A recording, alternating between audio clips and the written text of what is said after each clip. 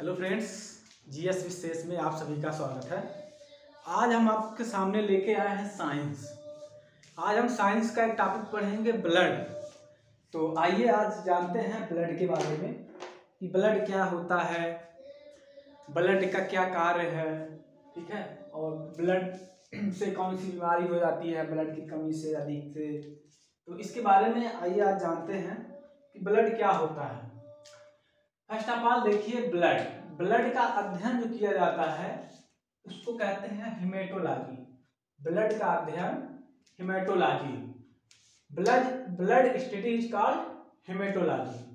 Blood study is called haematology. Blood का अध्ययन haematology में किया जाता है। ब्लड को हम रक्त भी कहते हैं, हिंदी में रुधिर भी कहते हैं और खून भी कहते हैं। ब्लड के 3 नाम हिंदी में है, रक्त, रुधिर या खून। तो आइए देखते हैं ब्लड क्या है। Blood is a liquid connective tissue. Blood एक तरल संयोजी ऊतक है। ब्लड एक क्या है? तरल संयोजी ऊतक है। ये हमारे वेट का, ब्लड हमारे वेट का 7%, हमारे बॉडी का वेट जितना होगा उसका 7% हमारे बॉडी में ब्लड होता है, या 5 से 6 लीटर। मान लीजिए आप 50 kg के हो, 50 kg का 7% जो आएगा उतना आपके शरीर में ब्लड होगा।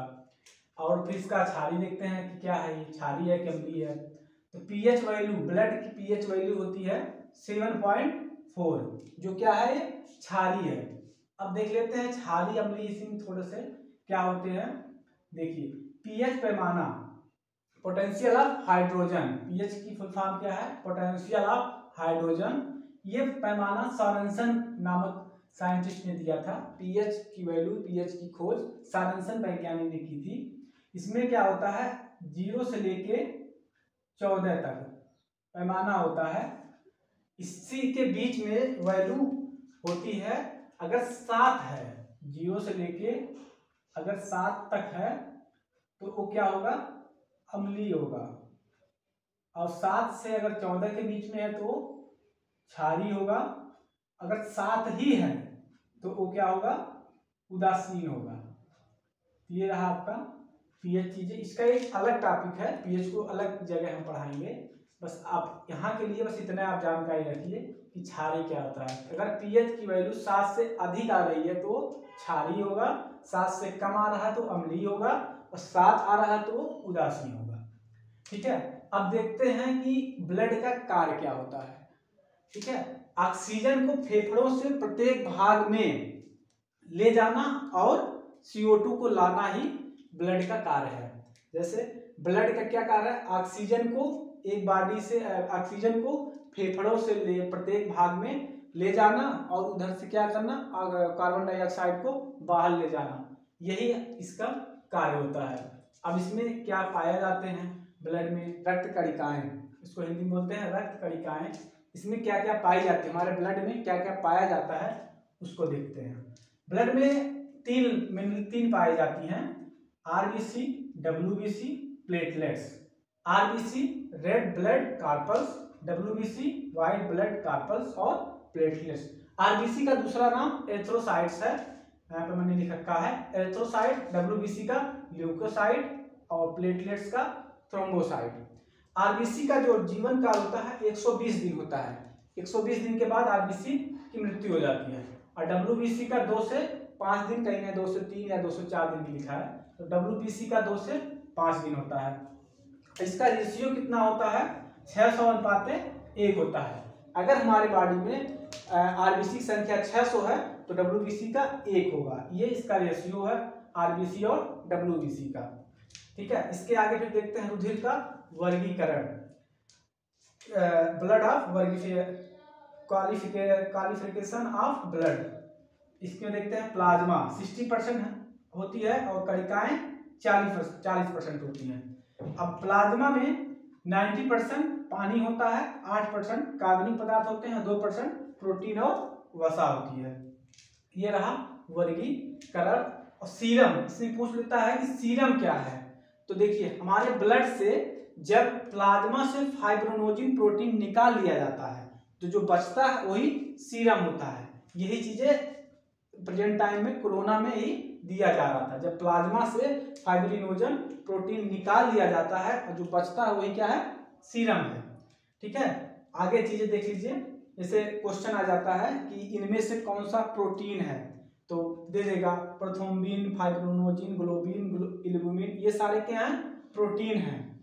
इसको आप क्या आगे ले सकता है, प्रोथ्रोम्बिन क्या है, प्रोटीन है, विटामिन है, वसा है, तो क्या है, प्रोथ्रोम्बिन प्रोटीन है। प्रोथ्रोम्बिन, फाइब्रिनोजिन, ग्लोबिन और एल्बुमिन ये सारे प्रोटीन हैं।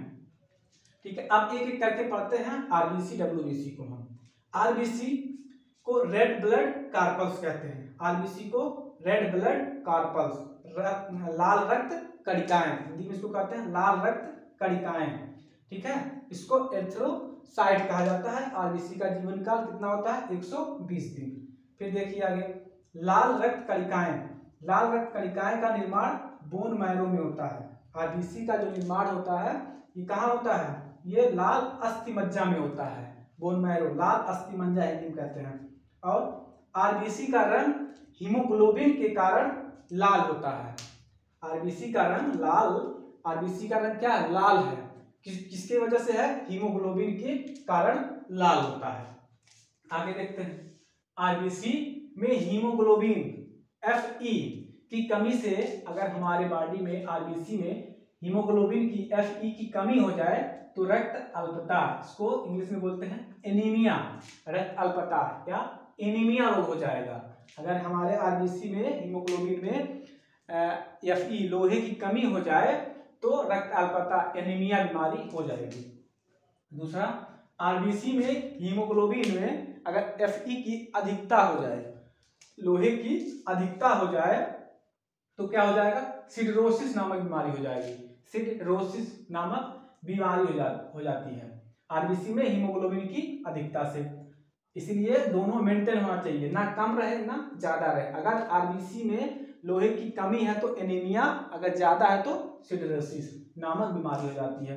आरबीसी हमारे शरीर में गैसों का स्थानांतरण करता है। मैंने बताया ना, आरबीसी हमारे शरीर में गैसों का स्थानांतरण करता है, जैसे ऑक्सीजन को ले जाना और CO2 को बाहर ले आना, ये आरबीसी का काम होता है। और आरबीसी ब्रेकडाउन कहाँ होता है, आरबीसी कहाँ टूटता है, इसको देखते हैं। लीवर, आरबीसी का ब्रेकडाउन लीवर में होता है और प्लीहा में जाके मृत्यु हो जाती है इसकी। इसीलिए आरबीसी का कब्रिस्तान प्लीहा को कहा जाता है। आरबीसी जो ब्रेकडाउन होता है लीवर, यकृत में ब्रेकडाउन होता है, टूटता है और मृत्यु इसकी स्प्लीन में होके जाके स्प्लीन में प्लीहा में हो जाती है। इसीलिए आरबीसी का कब्रिस्तान प्लीहा को कहा जाता है। और प्लीहा को हमारे शरीर का ब्लड बैंक भी कहा जाता है, प्लीहा को हमारे शरीर का ब्लड बैंक भी कहते हैं। ये रहा। और आरबीसी का टूटना, अगर आरबीसी टूट रहा है उस प्रक्रिया को क्या कहते हैं, एरिथ्रोलिसिस। आरबीसी का टूटना एरिथ्रोलिसिस कहलाता है। फिर आरबीसी में केंद्रक नहीं होता है, आरबीसी में केंद्रक नहीं पाया जाता है। केवल दो ही जानवर हैं, ऊंट और लामा, ऊंट और लामा, इसी दो जानवरों में केवल आरबीसी पाया जाता है और किसी में आरबीसी नहीं पाया जाता। यही तो अपवाद हैं, इनमें केंद्रक पाया जाता है, बाकी में नहीं। अगर ऊंचाई पे आप जा रहे हैं, ऊंचाई पे जाने पर आरबीसी की संख्या बढ़ जाती है। इतना जानकारी आप आरबीसी के बारे में रखिए। अगर ऊंचाई पे आप जा रहे हो तो आरबीसी संख्या बढ़ जाएगी। अब देखते हैं WBC. WBC white blood carpals, श्वेत रक्त कणिकाएं, इसको क्या कहते हैं, व्हाइट ब्लड कार्पल्स, श्वेत रक्त कणिकाएं। ये रंगहीन होती हैं, इनका कोई कलर नहीं होता है, आरबीसी का कोई कलर नहीं होता, ये रंगहीन होती हैं। और डब्ल्यूबीसी में केंद्रक पाया जाता है, आरबीसी में केंद्रक नहीं पाया जाता है, केवल आपके ऊंट और लामा में केंद्रक पाया जाता है, डब्ल्यूबीसी में केंद्रक पाया जाता है। फिर डब्ल्यूबीसी का निर्माण श्वेत अस्थि मज्जा में होता है, आरबीसी का निर्माण रेड बोन मैरो में होता है, इसका व्हाइट बोन मैरो में होता है, मतलब इसका निर्माण श्वेत अस्थि मज्जा में होता है। डब्ल्यूबीसी का कार्य प्रतिरोधक क्षमता को बढ़ाना है। डब्ल्यूबीसी का कार्य क्या होता है, हमारे शरीर को रोग प्रतिरोधक क्षमता से लड़ना मतलब रोग प्रतिरोधक क्षमता को बढ़ाना, कि हम बीमार कम पड़ें। अगर हमारा WBC मजबूत होगा तो हम बीमार कम पड़ेंगे। ठीक है। दूसरी बात, WBC का जीवन काल 2 से 5 दिन होता है। ये चीज मैंने बता दिया ऊपर पहले ही। WBC का जीवन काल 2 से 5 दिन होता है। अब आइए देखते हैं रक्तदान, ब्लड डोनेशन कौन कौन कर सकते हैं, कितनी एज में ब्लड डोनेशन होता है, ये कितनी बार आप कर सकते हैं, ये सारी चीजें देखते हैं। देखिए फर्स्ट ऑफ ऑल रक्तदान, ब्लड डोनेशन, ब्लड डे आपको डोनेशन किस दिन मनाया जाता है, ये 14 जून को, 14 जून को ब्लड डे मनाया जाता है। रक्तदान दिवस 14 जून को मनाते हैं। दूसरी बात, रक्त करने के लिए आपको किसी को मान लीजिए ब्लड डोनेट करना है तो कम से कम आपकी उम्र 21 साल होनी चाहिए, कम से कम 21 साल होनी चाहिए। और लोग 18-19 साल में भी डोनेट कर देते हैं, बट नहीं करना चाहिए। आप अगर गाइडेंस देखें इसका मेडिकल का तो 21 साल, कम से कम आपकी उम्र 21 साल और मैक्सिमम 60 साल होनी चाहिए। इतने बीच में अगर हैं आप तो ब्लड आप दे सकते हैं, ब्लड डोनेट कर सकते हैं। 21 साल से 21 साल से 60 साल के बीच में आपका एज होना चाहिए। फिर अगर आप एक बार ब्लड दे दिए, फिर दोबारा आप ब्लड देना चाहते हैं तो कम से कम आपका 14 दिन का गैप होना चाहिए। दोबारा अगर आप देना चाह रहे हैं, ब्लड डोनेट करना चाह रहे हैं तो 14 दिन का गैप होना चाहिए। 14 दिन के बाद फिर आप ब्लड डोनेट कर सकते हैं। और वजन आपकी 50 kg होनी चाहिए कम से कम। ब्लड देने के पहले आप वेट कर लीजिए कि क्या आप 50 kg के हो, तो 50 kg आपका वेट होना चाहिए। और ऐसे नहीं कि आप कुछ भी कितना ब्लड दे देंगे, नहीं, आपके बॉडी में जितना ब्लड है उसका आप केवल 10% ही ब्लड डोनेट कर सकते हैं। मान लीजिए आपके बॉडी में 5 लीटर ब्लड है तो उसका 10% ही आप ब्लड डोनेट कर सकते हैं। और ब्लड बैंक में आप ब्लड को 48 घंटे में, मेडिकल में ये चीजें आपका नहीं है, ये मेडिकल चीजें हैं। ब्लड बैंक को ब्लड बैंक में ब्लड को 48 दिन तक ही केवल आप रख सकते हैं, 48 दिन तक रख सकते हैं, वो भी -40 डिग्री सेल्सियस से -12 डिग्री सेल्सियस तक, मतलब -40 डिग्री सेल्सियस से -12 डिग्री सेल्सियस के बीच में ही ब्लड बैंक में ब्लड को रखा जाता है, वो भी 48 दिन तक इसका वैलिडिटी रहती है। अब इतना चीजें रहा RBC और WBC के बारे में। अब इससे रिलेटेड क्या क्वेश्चन बनते हैं उसको हम आइए देखते हैं। ठीक है, पहले इंपॉर्टेंट क्वेश्चन में रक्त का मैंने बताया, रक्त एक तरल संयोजी ऊतक है, blood is a connective tissue, रक्त एक तरल संयोजी ऊतक है। दूसरा, फाइब्रोनोजिन प्रोटीन रक्त के थक्का जमने में सहायक है। मान लीजिए आपकी उंगली कट गई, ठीक है, तो आपका थोड़ी देर के बाद देखिए ब्लड रुक जाता है। मतलब ये नहीं कि यार कट गया उंगली तो बहता गया, नहीं, थोड़ी देर के बाद आपका ब्लड रुक जाता है, थक्का बन जाता है, तो वो आपका फाइब्रिनोजन प्रोटीन रक्त के थक्के जमने में सहायक होता है। अगर आपकी उंगली कट गई, थोड़े टाइम के बाद देखिए अपने आप ब्लड रुक जाता है, तो वो फाइब्रिनोजन प्रोटीन ही है जो वहां पे थक्का बना देता है, जिससे ब्लड फिर आगे नहीं बहता है। तीसरी बात, O2 ऑक्सीजन की कमी से हमारे सांस की जो दर है वो बढ़ जाती है। अगर ऑक्सीजन आपको नहीं मिल रहा है तो आपकी क्या है, सांस की दर जो है बढ़ जाती है। और CO2, अगर आपके शरीर में CO2 की अधिक मात्रा हो गई है तो आपको क्या, जुबाई आती है, आलकस आती है। ठीक है, और हमारे जैसे जुबाई ऐसे करने लगते हो आप, ये क्या है, जुबाई आती है, CO2 की अधिकता से आलकस, जुबाई होती है। और हमारे शरीर का रक्तदाब वायुमंडलीय दाब से अधिक होता है। हमारे शरीर का रक्तदाब जो है वो वायुमंडलीय दाब से अधिक होता है।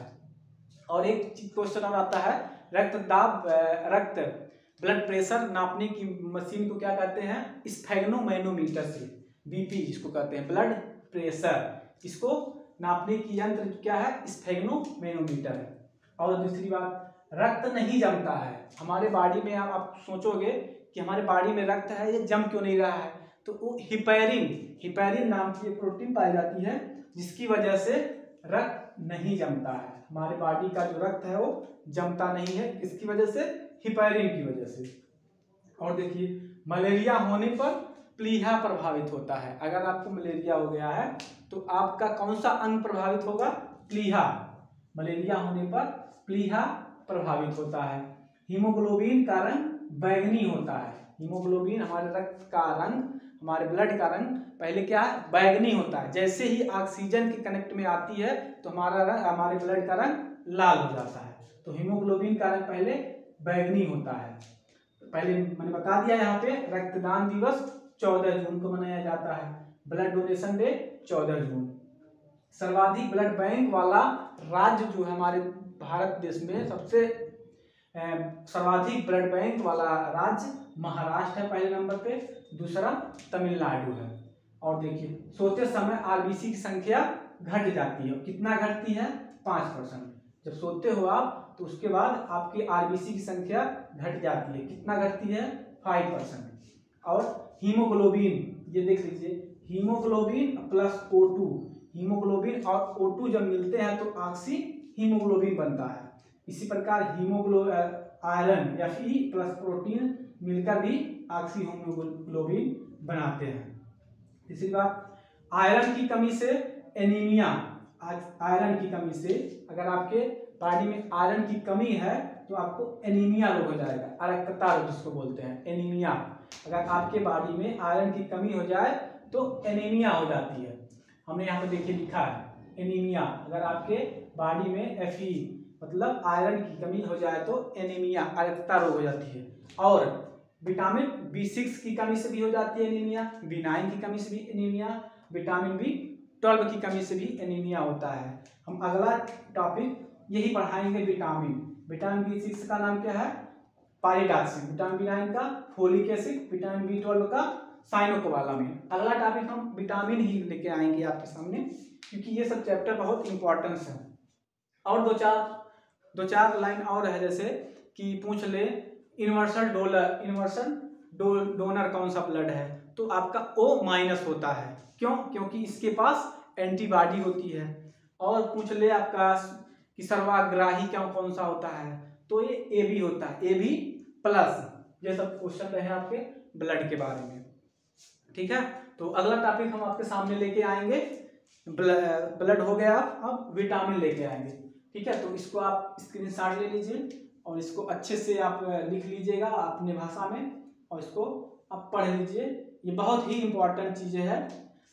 इससे आपको एक क्वेश्चन कंफर्म, अगर ब्लड से क्वेश्चन आ रहा है तो इतने ही में से आपको एक क्वेश्चन कंफर्म मिल जाएगा। 99% उम्मीद है कि इतने में से एक क्वेश्चन आपको आ जाएगा। तो ये आपका रहा ब्लड के बारे में। अब आगे हम आपके सामने लेके आएंगे विटामिन।